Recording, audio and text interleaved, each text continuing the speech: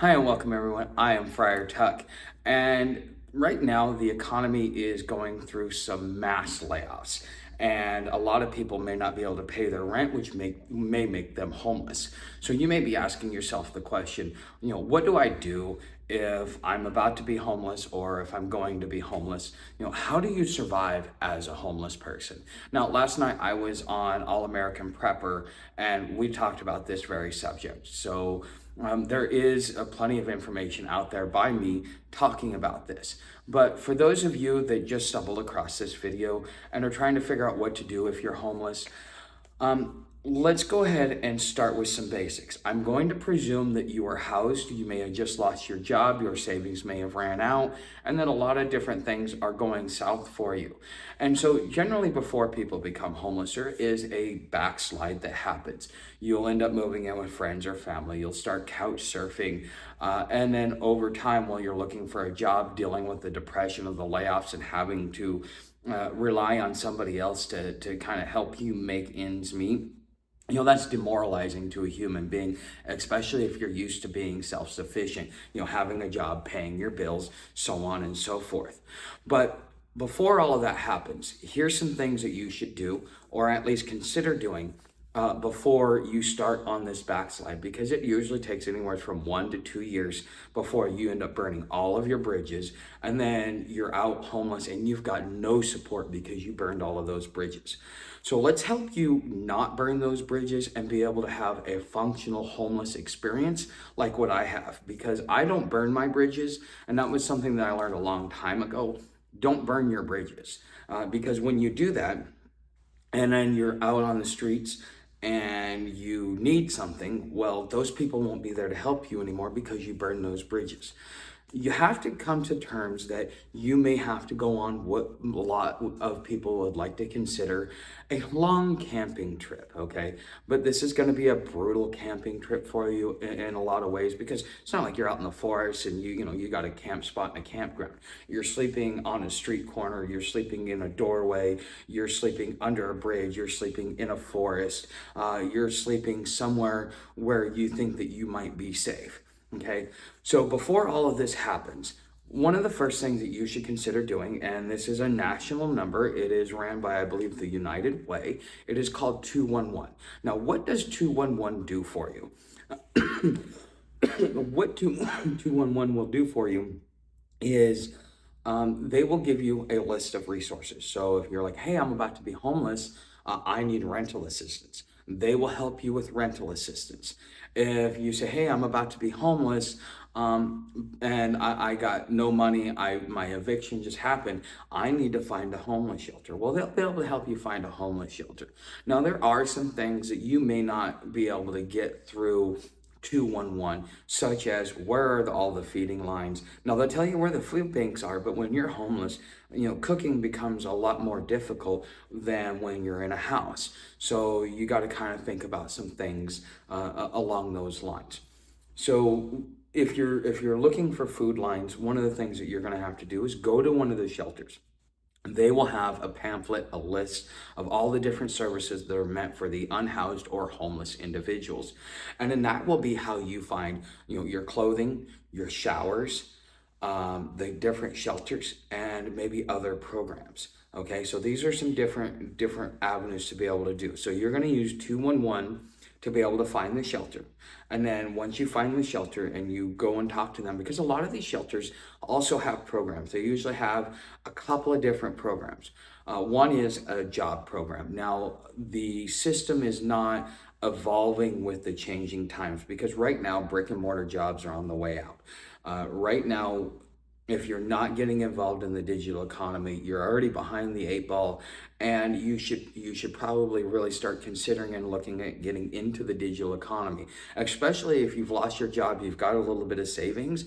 This is a great opportunity for you to prevent your own homelessness. But in case you're much farther along and you're getting evicted, these are some things that you can do. So after 211, you go to the shelter, you get the food lines and the different programs, and then you talk to them about the different programs. They will have a drug rehab program. A lot of misconception is that most people out here are drug addicts, and it's actually a small percentage, but the ones that you see out on the streets are generally the drug addicts.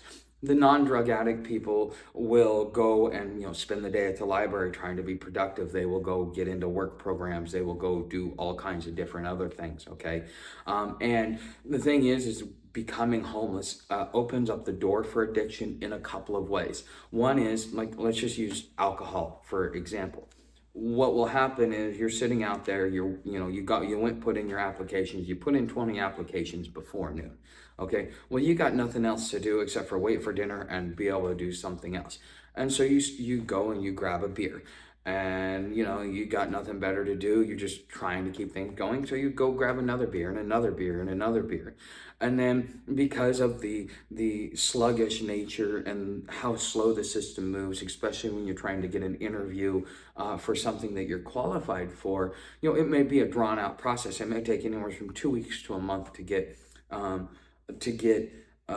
something actually working for you. And so therefore, it starts in the morning, and next thing you know, because you have all day, it's a weekend, you start drinking in the morning. Well, what will end up happening, if you're not consciously aware, is that you will end up developing an addiction to alcohol, and before you know it, you're going through DTs. Okay, with a lot of the other harder drugs, what ends up happening is, you will make friends within the homeless community. You're sitting down around camp, or just talking and having a good old time, and they pull out, let's say, they roll a blunt with Molly in it, and they'll be like, here, try it. And you, trusting your friend, so on and so forth, will end up taking it, and then next thing you know, you're getting jump started, and you've now developed an addiction to the harder drugs, especially if you're like, I like this, it makes me feel good. Because when you're in depression, which is one of the number one mental health issues that you're going to deal with, without like a major mental health issue, it's very depressing and demoralizing being homeless. And so something like, the hard drugs, or what I like to call the white dope, that will kind of up your mood. You'll be able to move, you'll be productive, it'll make you feel good, and a lot of those other things. And you don't realize the damage that you're doing to your body.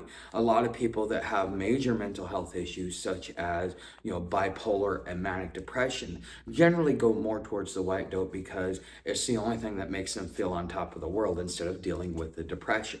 Okay, so now we've talked about 211, we've talked about getting the pamphlet, and we've talked about one of the programs that they offer. Another program that the homeless shelters generally offer is a work program.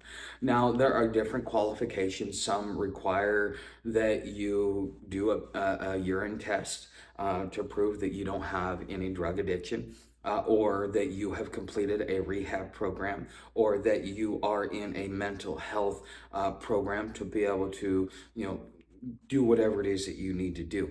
But once you meet those prerequisites, and some places require you to already have a job before they help you, some will give you 30 to 90 days to find a job before they kick you to the curb. So you've got to really understand the nuances of the different programs in which you're applying for. And then, you will have other programs within the community, such as Housing First, which is something that they're doing. But you're newly homeless, and unless you have a drug addiction or a mental health issue, which I don't have either. I mean, I deal with my own mental issues, but nothing like, I don't have a major diagnosis. I mean, I have PTSD, but that's not something that can be handled by the mental health industry because it's too broken to help. And I've spent a lot of years doing my own work to where it does not affect me in the way in which it used to. Now, in my early 20s, I could have probably said, yeah, I have some mental health issues. But now that I'm in my 40s, I did my work. I don't really have to deal with a lot of those mental health issues because I did a lot of work on myself. So, a lot of these programs are going to be geared towards either addiction or mental health. And I've even met people that developed an addiction because that was the only way that they could get help. Because if you don't have an addiction, there's no help for you. If you don't have a major mental health disorder, there is no help for you. And so therefore, you've either got to game the system to be able to get up on your feet, or you just got to figure out it on your own. So one of the best pieces of advice that I can give you, because now I've told you where you can find food, programs, and assistance, Okay, one of the things I always like to tell people is that if you're going to get off the streets, there's no programs that are going to help you. They are designed to maintain the homeless population, not to actually assist the homeless population. And if any time you look like you might be getting on your feet, they will rip the carpet out from under you. I've had it happen to me several times. You make $2 more than what their minimum is, and it's not even enough to be able to pay rent. But yet they set the bar to where if at any point in time you're going to be able to get up on your own feet, that they're going to rip the carpet out from under you, and it's really demoralizing and disheartening when that happens to you. So if you're actually going to get up and get things going, this is another reason why you don't see a lot of the homeless, is because after a certain period of time you will realize that there is no help and no programs for you, and that they're not really there to help you. And so therefore you've got to learn to end your own homelessness on your own. It's just the way it is. And they're throwing unlimited amounts of money at a program that is actually doing nothing but harming the general population, whether it be the homeless or those that are right there on the borderline, that if one hiccup happens, they could end up homeless. So this is something that you really need to come to terms with. Now, as far as the mental thing and a lot of the depression and the things that you're going to deal with if you become homeless, or you're trying to figure out what to do if you're going to be homeless, is that you're going to deal with a little bit of depression. One of the things that I tell subscribers, especially during my live streams, because we talked about this, is that what I do every day is I realize that this creates my reality.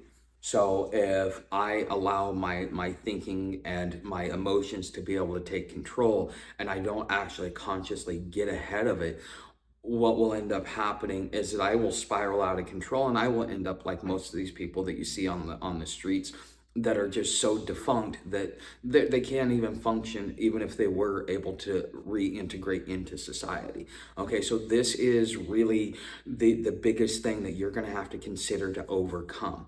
So what I like to do is if I'm not feeling good, I will take a little bit of time in the day, and I will do self-care, whether it's going in and getting a shower so that I feel better about myself, whether it's getting a haircut so I feel better about myself, or whether I sit back and I go and I watch a little bit of YouTube, and I watch like some of the comedy skits. Like my favorite comedian is AJ Wilkerson.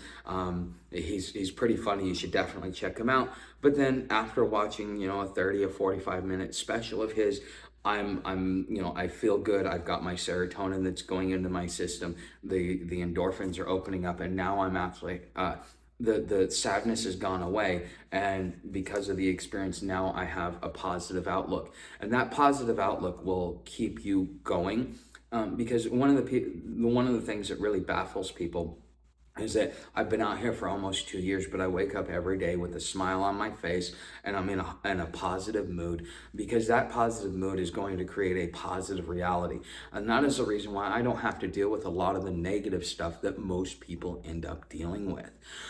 So this is my suggestions to you. This is what I recommend if you're wondering what to do if you're homeless, or you're about to be homeless, or you're right there on the cusp and you think that this might be a reality for you in the very near future. Okay, now if you like this information, you want to be able to learn more, check out many of my playlists. I have whole tutorials on everything you need to know to be homeless. You can come over to Patreon, join any of my memberships, or anything else like that. Your views, your participation in this channel, without you don't have to even give any money. It's just your participation in this channel, and and doing all those things. I get paid on that because I am part of the partner program, okay? And this is how I get paid and how I make my money. So if you haven't subscribed, consider subscribing. Leave me a comment. Tell me if there's something that I missed out on and that you think I should cover. Otherwise, I will say thank you for watching today's video, and I hope to see you in the next one.